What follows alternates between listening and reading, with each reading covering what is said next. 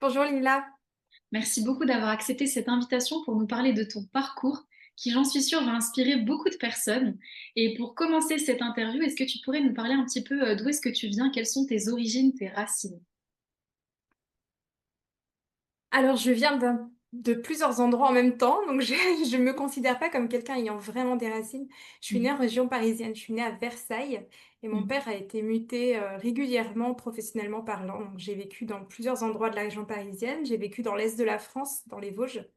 Je suis revenue en région parisienne, j'ai fini mes études, enfin j'ai fait et j'ai fini mes études à Grenoble. Mhm. Et je suis arrivée en Haute-Savoie avec mon premier boulot en 2005. Ok. Et si on revient un petit peu sur ton parcours, quels étaient tes rêves de métier enfant? Alors, au départ, je voulais m'engager dans des études juridiques pour devenir, enfin pour rentrer dans la police. Mhm. Voilà. Donc, je pense avec le recul et la réflexion, une grande soif de justice surtout qui m'animait dans cette direction-là. Et comment est-ce que ont évolué tes rêves vers des choix d'orientation? Bah, du coup, j'ai commencé mes études de droit. Alors à l'époque avec un petit doute quand même, puisque je faisais de la musique aussi et j'aurais bien aimé aussi, en tout cas mon professeur m'encourageait à poursuivre des études de musique, chose que mes parents ont balayée d'un revers de main assez rapidement. Donc je me suis engagée dans les études de droit et puis, alors, parce qu'il faut savoir que je suis pas très grande. Physiquement, ça a son importance puisqu'en fait, à l'époque, pour rentrer dans la police, le seul concours de police qui n'était pas soumis à une taille physique, c'était le concours de commissaire. Et donc, bah, si je voulais rentrer dans la police, il fallait que j'aille jusqu'à pouvoir présenter le concours de commissaire avec un niveau de maîtrise à l'époque, qui est aujourd'hui le master. Et donc, je me suis engagée dans les études de droit. Et puis, de fil en aiguille, en fait, à la fac de droit, on va balayer plusieurs secteurs juridiques. Et je me suis dirigée tout simplement et tout naturellement, parce que c'est là où j'y ai trouvé finalement des choses qui m'intéressaient et de la facilité aussi, il faut dire. Je me suis dirigée vers les études, vers comment dire, des spécialités en droit public et pas du tout en droit privé, ce qui m'aurait facilité la tâche pour le concours de commissaire. Et j'ai abandonné vraiment cette idée de rentrer dans la police progressivement. Voilà. Wow. Et qu'est-ce que tu entends par droit public? Alors le droit public, c'est le droit qui va régir tout ce qui est d'ordre public, les structures publiques, que ce soit au niveau de l'État, donc tout ce qui va être le constitutionnel, le fonctionnement du régime en fait, donc avec l'Assemblée, le Sénat, comment ça fonctionne en fait là-dedans, et puis tout ce qui va régir aussi le fonctionnement des entités publiques de façon plus générale. La France est un État à la fois décentralisé et déconcentré, donc avec différents niveaux au niveau public. Et Mhm. j'espère que je dis pas trop de bêtises parce que ça date quand même déjà. Mhm. Mais moi, je me suis dirigée vers les collectivités territoriales, qui sont des entités publiques, mais locales, gérées en local par des élus locaux, donc qui sont pas du tout dépendantes, en tout cas en théorie, sur le fonctionnement de l'État, mais qui fonctionnent vraiment en symbiose. Et voilà, donc c'est vraiment tout ce qui est public et pas ce qui a rapport à nos vies privées. Le droit privé, si tu veux, ça va être plutôt le droit de la famille, les héritages, le code civil, les contrats privés entre toi et ton voisin, les nuisances sonores, enfin tout plein de choses. Mais le droit public, c'est vraiment les structures et le fonctionnement, comment ça fonctionne dans une mairie, qu'est-ce qu'une mairie a le droit de faire, qu'est-ce qu'une collectivité territoriale, une agglomération a le droit de faire, qu'est-ce que le préfet a le droit de faire, le préfet c'est l'État, etc., etc. Hmm. Et quels ont été les métiers que tu as du coup occupés, les rôles, les postes dans cette Alors, vie-là? en fait, j'habitais à Grenoble et pendant donc je me dirigeais quand même vers plutôt des matières à la fac de droit public et j'ai eu un job d'été à la Grenoble agglomération, Hmm. à la métro, je sais pas si ça s'appelle comme ça en ce moment, toujours la métro. Et j'ai travaillé dans un service auprès des personnes qui géraient les marchés publics. Et ça a été concomitant avec le moment où j'arrivais à ma maîtrise, donc Bac+4, qui n'existe plus aujourd'hui. Et j'allais enchaîner sur un master, un DESS. Moi, c'était vraiment la période charnière, en fait, hein. Donc, Hmm. sur un DESS spécialisé sur l'achat public. l'achat public, les appels d'offres, et cetera. Et du coup, ça m'a permis de voir de l'intérieur, de toucher du doigt vraiment ce que c'était. Et en même temps, l'année suivante, donc en septembre, j'ai entamé cette dernière année d'études. Et du coup, tout s'est fait vraiment en même temps. Et je me suis donc spécialisée sur l'achat public. Et ensuite, j'ai pu travailler dans des collectivités de différents niveaux. Sur le côté achat public, donc c'est-à-dire gestionnaire des contrats publics, Mm. création des contrats, mise en place de la procédure de mise en concurrence des entreprises pour respecter le cadre légal. Mm. Ok, donc acheteuse juriste, acheteuse dans les Acheteuse, marchés mais dans publics. le public. Voilà. Super. Est-ce qu'il y a eu d'autres postes que tu as pu occuper dans ce domaine? C'était principalement. Alors, ben, dans ce domaine, j'ai travaillé pour des communes, j'ai travaillé pour un office HLM, et c'était, alors du coup, c'était des postes qui étaient quand même assez similaires, avec parfois des responsabilités différentes en fonction de s'il y avait un service ou si j'étais toute seule. D'accord. Euh, et puis en fonction de la nature de la collectivité pour laquelle je travaillais, forcément, les contrats étaient différents. On va Mm. pas faire les mêmes contrats pour une mairie que pour un office HLM, par exemple. À Mm. l'office HLM, j'étais vraiment, enfin, on va passer à la fois du contrat de fourniture de matériel de bureau pour les employés et à la fois jusqu'au contrat de construction d'un immeuble, en fait. Mm. Au contrat C'est vaste. avec, enfin, au pluriel, puisqu'il y a différents corps d'entreprise. Mm. Génial. Et à quel moment est-ce que tu as ressenti l'appel pour un changement, pour autre chose? Est-ce qu'il s'est passé quelque chose? Est-ce qu'il y a eu un événement déclencheur? Alors, je pense qu'il y a eu plusieurs événements déclencheurs. Déjà, d'un point de vue complètement personnel, en tant que salarié de mon employeur à l'époque, ça se passait pas très bien. J'étais pas très à l'aise. Il y a eu des conflits avec mon directeur. Donc forcément, c'était un moment où j'ai eu mes enfants, où j'ai découvert aussi la maternité, Mm. ce que ça venait toucher du doigt chez une femme, enfin en tout cas chez moi. Mm. J'ai découvert aussi, enfin, j'ai pris connaissance du fait on manquait d'informations. En tout cas, de par ma propre expérience, j'ai manqué d'informations, j'ai manqué de soutien. Et petit à petit, de fil en aiguille, comme j'ai exploité, moi, je suis allée chercher, j'ai creusé, etc. J'ai des femmes aussi qui sont venues vers moi pour chercher ce soutien et cette information. Et de fil en aiguille, j'ai entrouvert l'espace qui me disait, bah, peut-être tu peux venir soutenir ces femmes-là et avoir un vrai rôle. Ça me sortait aussi d'un travail où j'étais très dans la paperasse. Mm. Et où finalement, je ressentais le besoin à ce moment-là d'aller plus au concret, d'aider vraiment les gens, d'être au contact des gens et pas d'être enfermée dans un bureau, même si j'ai essayé de sortir quand même un peu. Et au final, tout ça s'est imbriqué. J'ai dû prendre quand même un congé parental parce que mes enfants étaient assez rapprochés, donc ça devenait vite ingérable, n'ayant Mm. pas de famille sur place, avec toute la logistique et les enjeux financiers que ça représente. Mm. Et c'est là que j'ai entamé tranquillement, on va dire, ma reconversion. C'était pas vraiment téléguidé ou préparé, prémédité, tu vois. C'est venu vraiment un peu dans le flot de ce qui se passait aussi dans ma vie personnelle. Mm. Et comment t'es venue l'idée de partir sur on va dire, cette position d'accompagnement qui est une doula, qui est assez particulier, qui n'est pas connue? Oui, alors en fait, Comment j'ai est-ce que pas tu... vraiment eu l'idée. J'ai pas vraiment eu l'idée, justement. C'est justement à force, c'est une amie en fait, une amie très chère à moi, que je lui racontais, bah voilà, j'ai un tel qui est venu, je lui ai parlé de ça, je lui ai parlé de ce que moi j'avais trouvé comme information, puis je l'ai Mm. aidée pour, je ne sais même plus pourquoi, mais sur ce sujet-là, etc. Et elle m'a dit, ah mais toi, du coup, t'es une doula. Wow. J'avais jamais entendu parler de ce mot-là, donc Mm. ça m'a quand même un peu interpellée. Et je Mhm. suis allée faire mes recherches de nouveau. Et il faut savoir que c'était déjà il y a quelques années, il y a une quinzaine d'années.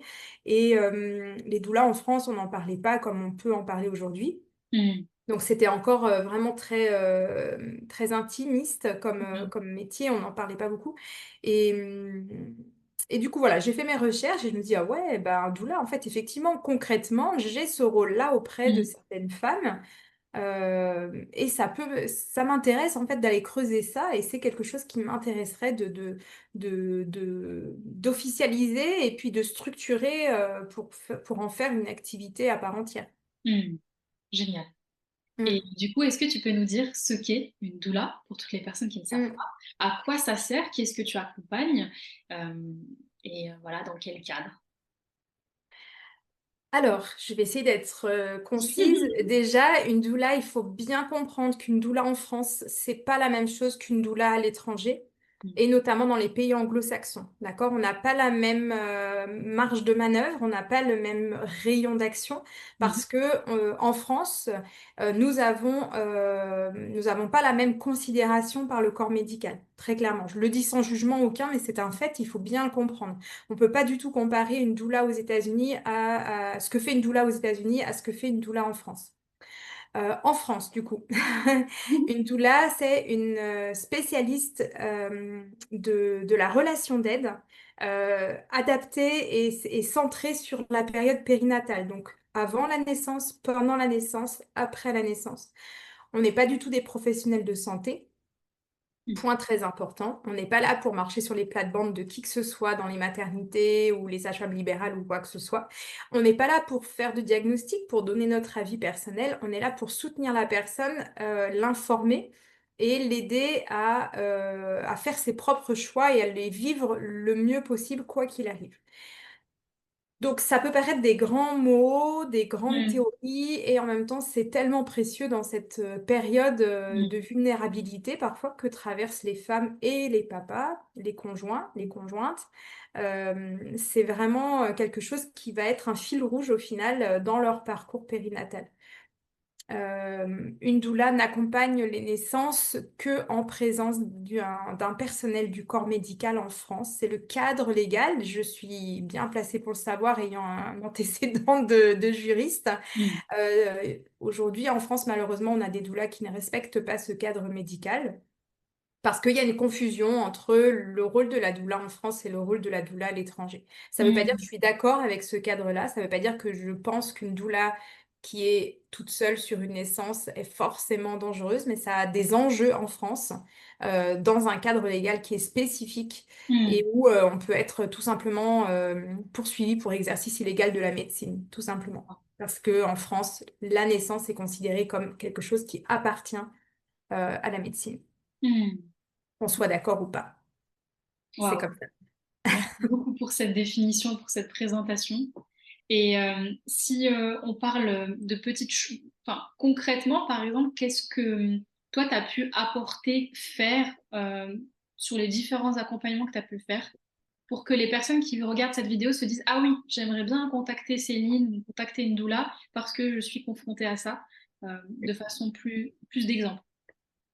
Alors, ce qu'une doula peut apporter à un couple, ça va être très personnel et ça va être très variable en fonction de l'histoire du couple, de la situation, de la naissance, de la situation médicale aussi, hein. Parce qu'une doula, elle va pas intervenir forcément que dans les situations non médicalisées. Ça peut être aussi un très bon soutien, au contraire, encore un plus grand soutien dans les situations médicalisées. Mm. Donc, par exemple, moi, j'ai pu intervenir auprès de couples qui, si j'essaye de prendre une suite un peu logique et chronologique, des couples qui étaient en désir d'enfant, qui avaient du mal à concevoir, qui étaient engagés dans des parcours de PMA. C'est des parcours qui sont vécus souvent comme des parcours très, comment dire, très impersonnel, où les gens ont l'impression d'être comme des numéros, et puis il y a des échecs, etc. Et là, le soutien émotionnel d'une doula peut être vraiment très, très important. En tout cas, permet de rétablir en fait un équilibre entre le côté très médical et très technique de la procréation médicale assistée, et le côté vivant en fait. Qu'est-ce qui traverse en fait ces personnes-là sur cette période-là? Mm. Ça peut être aussi des personnes qui ont déjà vécu une grossesse et une naissance euh, pas fun. Mm. Pas fun dans le sens, pas forcément dans le sens où il s'est passé quelque chose de grave médicalement, mais dans le sens où ben, il y a quelque chose qui gratte un peu, tu vois. Mm. Par exemple, on leur a imposé des choses sans les prévenir, sans les informer, on leur a pas demandé leur avis. Il y a eu parfois des violences gynéco-obstétriques, hein. Mm. On en parle beaucoup en ce moment, mais c'est vrai que les gynécologues aujourd'hui font de plus en plus attention, merci. Mais dans les actes médicaux hospitaliers au moment de la naissance, par la force des choses, je dirais malheureusement, et les habitudes, il y a beaucoup de violence en fait. qui sont vécus, beaucoup de gestes qui sont vécus comme des violences par les femmes, et ça peut Mm. être assez traumatisant. Donc, c'est des femmes qui viennent chercher du soutien, qui viennent chercher de la force aussi morale, mentale pour Mm. dire, bah, en fait, oui, je suis capable de dire non, je suis capable de donner mon avis, je suis capable, même à ce moment-là. Euh, et ça peut être aussi sur le postpartum, hein, une période qui est quand même très compliquée. Donc, Mm. moi, c'est vrai que j'ai fait pas mal de formations en allaitement, donc je peux venir soutenir aussi le démarrage de l'allaitement, toujours en relation avec la sage-femme de référence. Ça peut être aussi un soutien un peu logistique, émotionnel à la maison. Le postpartum, on le sait, c'est difficile. On a des fois des jours down. Et aujourd'hui, les études montrent que la présence d'une doula en postpartum réduit quand même les risques de dépression du postpartum. Avoir un petit creux un petit mou, un petit coup de mou, c'est la logique des choses. Mais Ouais. quand on accepte de se faire soutenir et qu'on a les ressources pour se faire soutenir correctement, j'entends. Parce Mm. que se faire soutenir par une copine, une grand-mère, une belle-mère qui va dire je te l'avais bien dit, il faudrait que tu fasses comme ci, il faudrait que tu fasses comme ça, c'est un peu contre-productif. On vous embrasse, les grand-mères. Donc, c'est le côté aussi professionnel et non Oui. jugeant. C'est-à-dire que peu importe le choix que la dame va faire, je suis pas là pour juger ce qu'elle fait. Je suis Mm. pas là. C'est pas parce que moi j'ai fait des décisions, j'ai pris des décisions, j'ai fait des choix avec mon mari pour la naissance de mes enfants, pour l'allaitement, etc., que ça se retrouve et que c'est ça que je vais viser absolument avec les personnes que j'accompagne. Pas du tout. Mm. Pas du tout. Mais c'est vrai que d'apprendre à accompagner sans juger et quelle que Mm. soit la personne, quels que soient ses choix, c'est fondamental dans notre pratique. Super.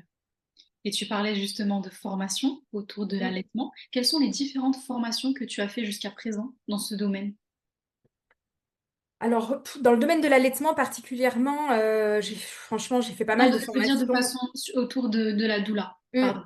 Ouais, en fait, on a un défaut, nous, les doulas, c'est qu'on se forme tout le temps. Donc, c'est un petit peu difficile là de te donner la liste exhaustive. Moi, j'ai commencé ma première formation avec Isabelle Chalut du centre de formation Pleine Lune. Isabelle Chalut, c'est une infirmière. Elle est née à Annecy, je crois. Donc, elle est au Savoyard et elle a émigré au Québec il y a déjà 20 ou 30 ans. Depuis le temps qu'on dit qu'elle a émigré il y a 20 ans, je pense que ça doit faire un peu plus. Et elle a travaillé là-bas dans le milieu de l'obstétrique. Et bon, elle a un parcours hyper riche et j'ai fait ma première formation avec elle sur le thème suivant.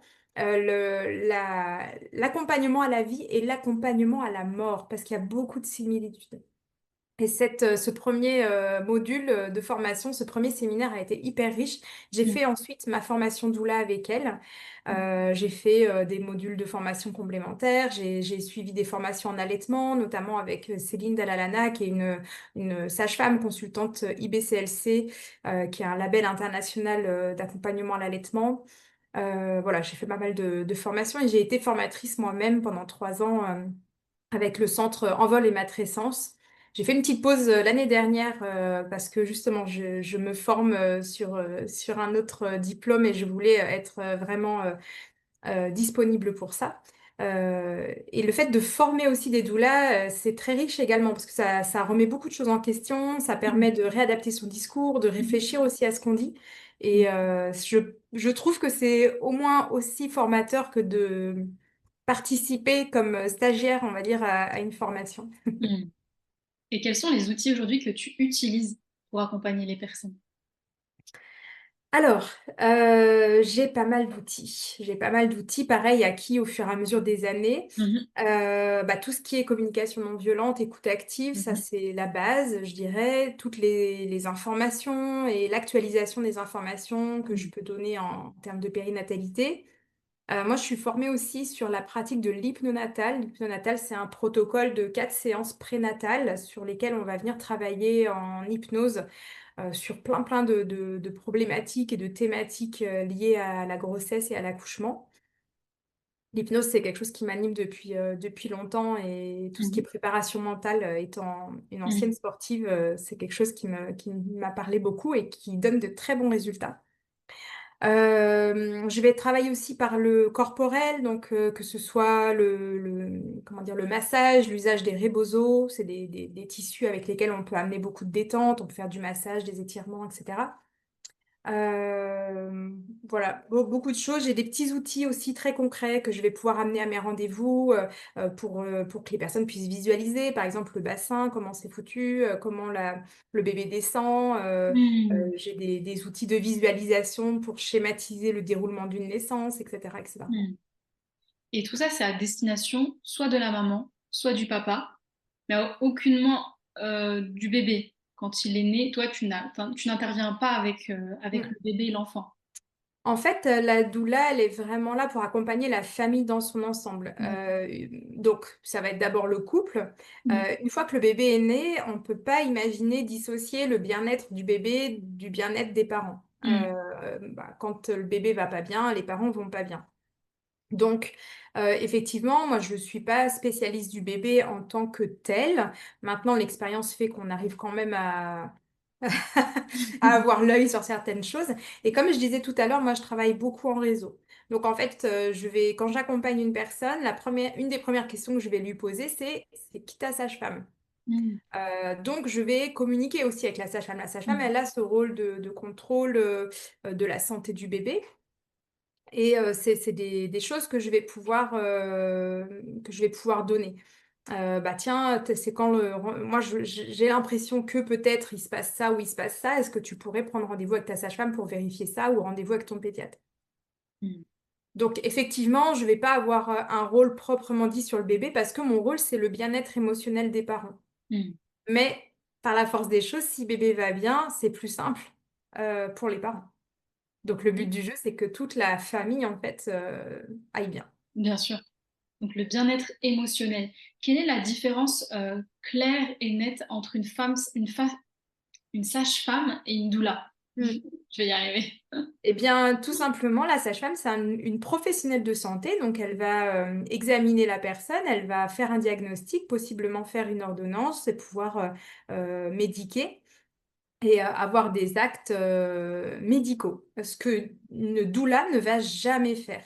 Hmm, On a quand même un petit point, c'est comme si on faisait deux cercles de compétences, hein, et on a quand même un petit point commun, je pense, il faut hmm, le reconnaître, en fonction de la personnalité de la sage-femme, je le précise, mais on a quand même beaucoup de collègues sages-femmes qui ont quand même développé une capacité d'écoute et d'accompagnement émotionnel.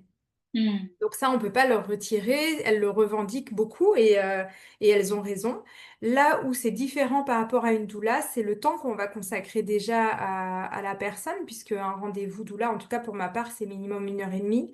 hmm, C'est la disponibilité parce que quand on accompagne une femme qui est en fin de grossesse, notamment, surtout si c'est prévu qu'on soit présente à la naissance, bah, moi j'ai une période de garde de 4 semaines où je suis disponible 24 heures sur 24 pour la femme, etc., etc. Il y a plein de petites choses qui font qu'on est quand même vraiment plus développé sur l'accompagnement émotionnel. Les sages-femmes, principalement, vont avoir un rôle médical, mais on reconnaît quand même qu'il y a quand même un petit dénominateur commun. Et c'est pas parce qu'une sage-femme est à l'écoute et heureusement d'ailleurs que la doula n'a pas sa place parce qu'en fait on va venir effectivement se croiser à un moment donné mais notre cœur de métier est complètement différent. hmm. Super. Et donc récemment, tu as fait un voyage au Mexique Mm. autour de ce métier que tu occupes avec beaucoup de passion.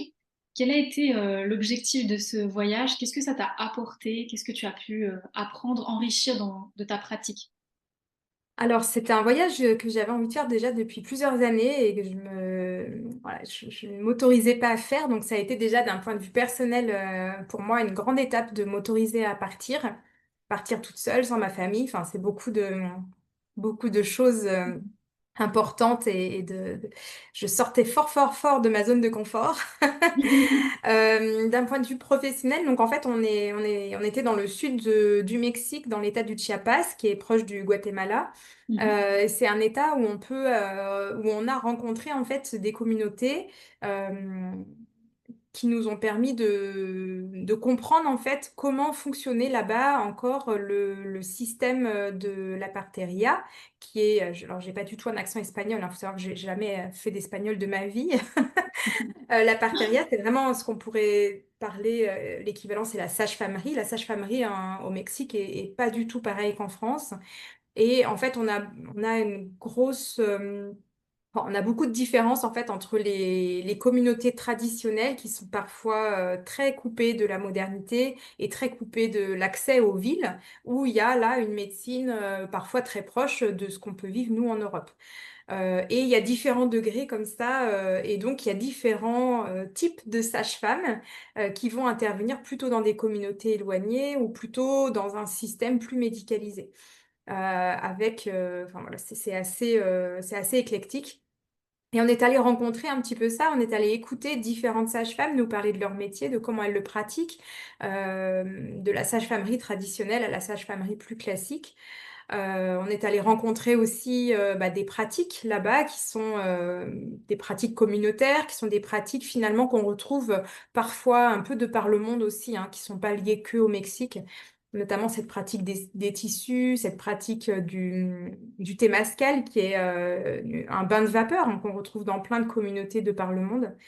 Donc voilà, c'était pour moi une façon d'aller rencontrer autrement le monde de la naissance, de sortir de notre vision très française, comme je disais au début de cet entretien, on a un système français autour de la naissance qui est très spécifique et qu'on ne retrouve pas forcément partout de par le monde.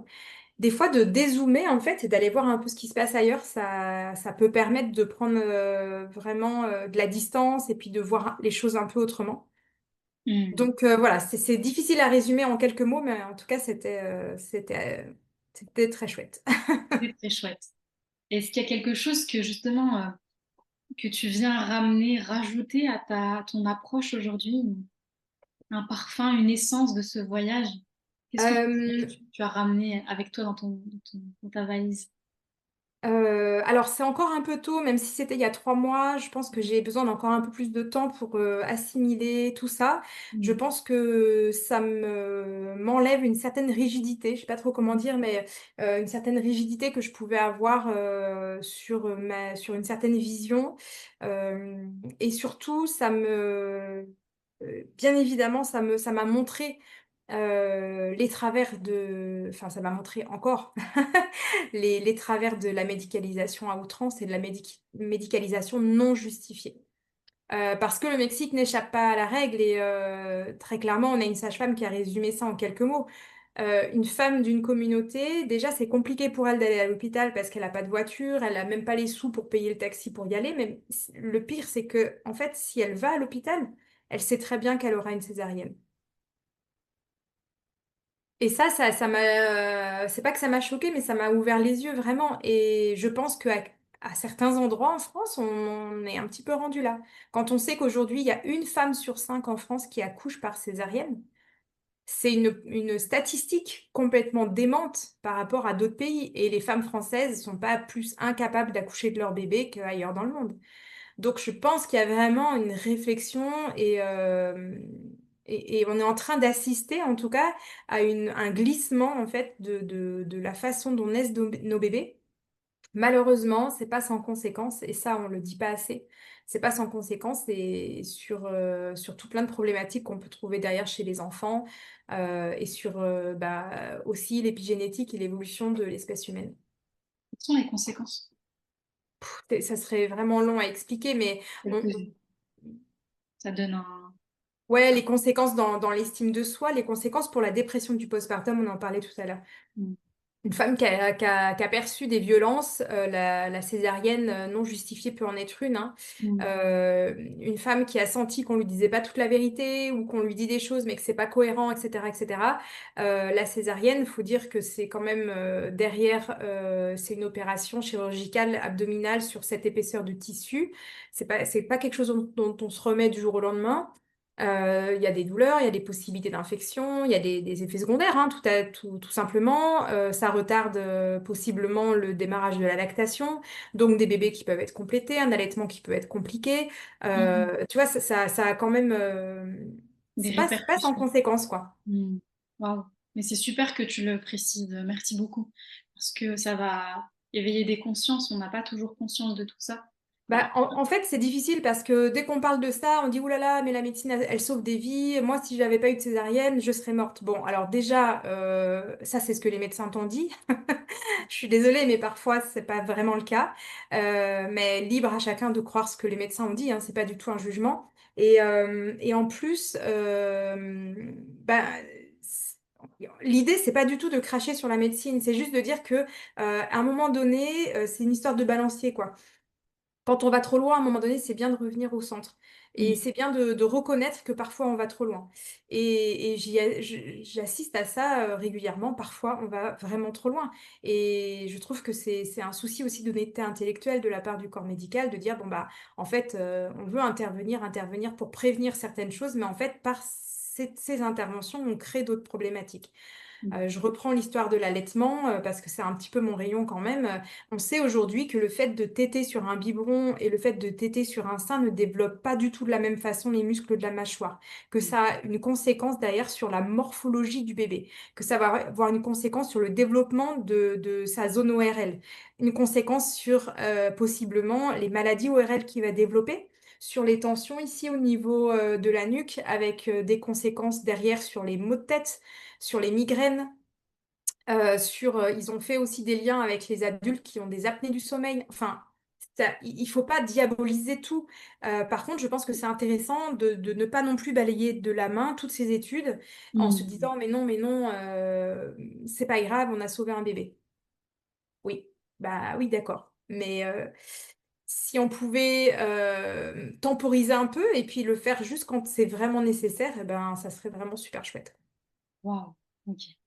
Donc vraiment faire des choix qui soient bien conscients euh, Mm. et au bon moment pour les bonnes raisons, bien émettre les bonnes raisons. Oui, Et ça vient toucher du doigt aussi le plein pouvoir de certains médecins qui sont pas vraiment en joie de voir les gens s'informer et venir discuter, j'allais dire contester, mais c'est même pas ça, c'est même pas de la contestation, c'est discuter en fait Mm. du soin.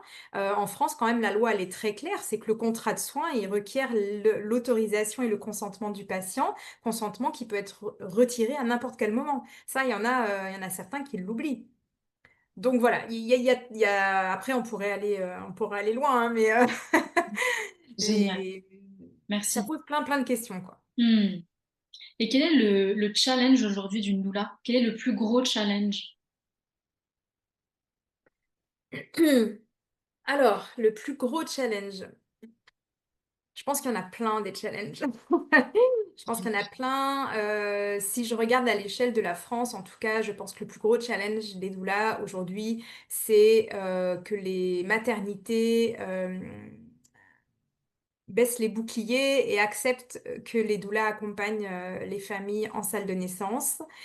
Mm. Pour ma part, c'est pas mon plus gros challenge parce que j'ai la chance de pouvoir travailler au sein de la maternité qui est à côté de chez moi.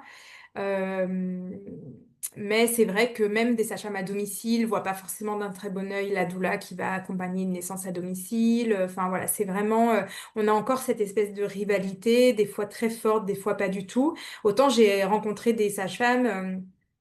Qui accompagnaient des naissances à domicile, par exemple, qui presque m'appelaient pour que je vienne avec elles parce que la femme n'avait pas de doula. Donc autant ça existe, de la collaboration où chacun connaît bien son rôle et le rôle de l'autre et où il n'y a pas de peur, de Mm. jalousie ou quoi que ce La soit. confiance. Autant, voilà, en structure, c'est parfois un peu plus compliqué. Mm. Ouais, je dirais que ça peut être vraiment ça aujourd'hui, de démocratiser vraiment la présence des doulas le jour de la naissance. Et ça évitera qu'il y en ait qui fassent ça un peu sous le manteau, de façon, enfin, un peu sauvage, quoi, on va dire. Mm. Parce qu'on peut pas se prendre non plus pour qui on n'est pas. On n'est pas des professionnels de santé, même si avec l'expérience, on arrive à voir s'il y a un truc qui va mal tourner ou à comprendre un petit peu des choses. Eh ben, je suis désolée, on n'a pas la même réactivité qu'une sage-femme ou qu'un gynécologue pour sauver une situation médicale. Et ça, je pense que il faut en être consciente aussi, quoi.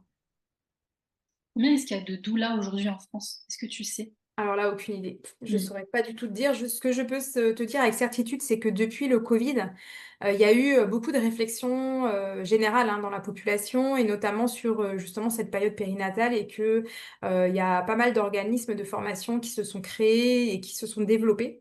Et on a Mm. eu pendant 3, 4, 5 ans un espèce de bulle là, de formation de doula, où il y a eu beaucoup de doulas qui ont été formées en France, Mm. sur des formations, la plupart du temps, très qualitatives et très cadrantes, hein. D'autres formations, un petit peu moins. Mm. Puisque c'est quelque chose qui n'est pas encadré, donc c'est pas un diplôme d'État, hein. Bien Donc sûr. effectivement, n'importe qui peut créer sa formation doula, voilà, comme il veut. Wow. Mais là, enfin, de ce que je sais, on a un petit retombé de soufflet. Il faut savoir que c'est une activité qui est quand même difficile à pérenniser, hein, puisqu'on ne vit pas très facilement du métier de doula. Il y en a quelques-unes qui y arrivent depuis plusieurs années, mais c'est encore pas la grande majorité. Et la plupart des doulas vont développer des activités annexes et ne vont pas vivre pleinement de leurs accompagnements à la naissance.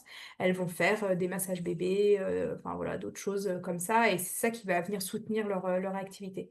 Donc là, non, franchement, en termes de chiffres, moi je suis très nulle en chiffres en plus, puis je n'encombre pas ma mémoire avec ce genre de choses, j'avoue. Bien sûr, mais c'est une question, voilà. Et ben, je vais pas, je vais encore t'embêter avec des chiffres. Pour Tu- revenir à toi, pour revenir à toi, est-ce que tu sais aujourd'hui combien est-ce que tu as accompagné de familles, de mamans, de naissances? Non, non, non, Aucune idée. franchement, aucune idée. Alors, en toute honnêteté, j'accompagne pas 150 naissances par an parce que bah, tout simplement, il faut se rendre disponible, hein. Comme je disais tout à l'heure, moi j'ai une garde de 4 semaines et je peux pas être en garde tout le temps. Voilà. Je crois que les années les plus denses, j'ai dû accompagner une dizaine de naissances par année. Voilà, ça donne à peu près une image. Sur 2025, j'ai dû accompagner 5 ou 6 naissances. Là, sur 2026, j'étais de naissance, là, tout début janvier. Je vais en avoir une autre au mois de mars. Pour l'instant, voilà, l'année reste à venir. Génial. Et une question aussi par rapport à ce métier.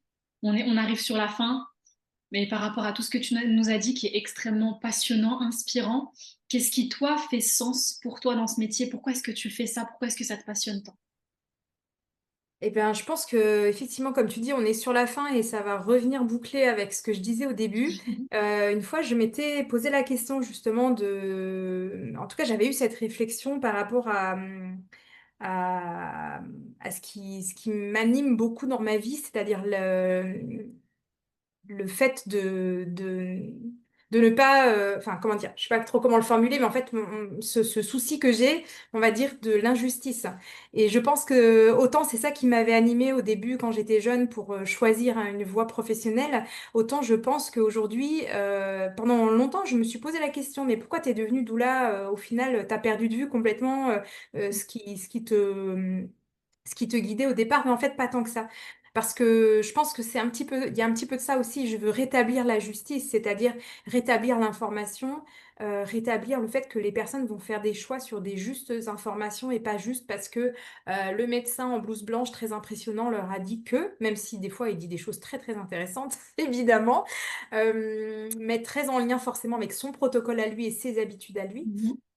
Et la justice de la naissance, en fait, la justice de la vie, c'est-à-dire que chacun est libre de son parcours et personne n'est assez haut perché, on va dire, assez haut dans la hiérarchie pour juger de ça. Et c'est ça finalement mon travail. Des fois, ça me frustre moi-même parce que, en toute honnêteté, les personnes ne vont pas forcément faire les choix qui, moi, m'apparaissent comme les plus évidents pour eux. Donc des fois, c'est frustrant, mais qui je suis pour juger de ça?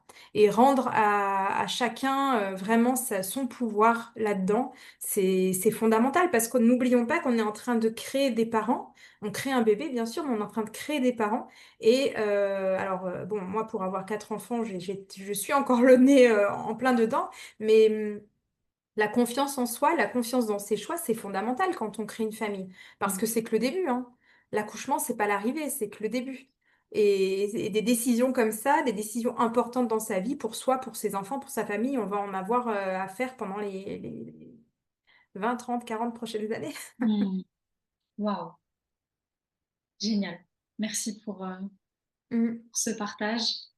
En tout cas, merci pour cet échange. Merci de T'en m'avoir prie. fait confiance, de m'avoir Bah, partagé merci à ton toi pour ta parcours. proposition. Mm. C'était vraiment un super moment et je me réjouis d'avoir les retours des personnes qui vont regarder cette vidéo. En tout cas, on mettra toutes tes coordonnées en lien de la description Avec plaisir. de la vidéo pour toutes les personnes qui souhaitent te contacter. Et une dernière question, qu'est-ce que je peux te souhaiter pour la suite, Céline? Eh bien, malgré le fait que ça fait déjà voilà, une quinzaine d'années j'ai cette pratique, eh bien, ce que tu peux me souhaiter, c'est encore plus de pérennité dans mon activité. Je le C'est souhaite. vrai que le doute s'immisce régulièrement et quand je discute avec d'autres doulas, même expérimentées, régulièrement on a envie de tout envoyer bouler parce que c'est quand même difficile de maintenir la tête hors de l'eau, c'est difficile de ne pas douter de ce qu'on apporte aux parents.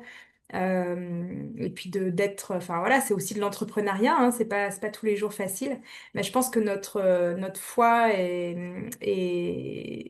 nos valeurs nous empêchent de faire ça. Mais voilà, des fois un peu de confort dans cette activité serait pas de refus.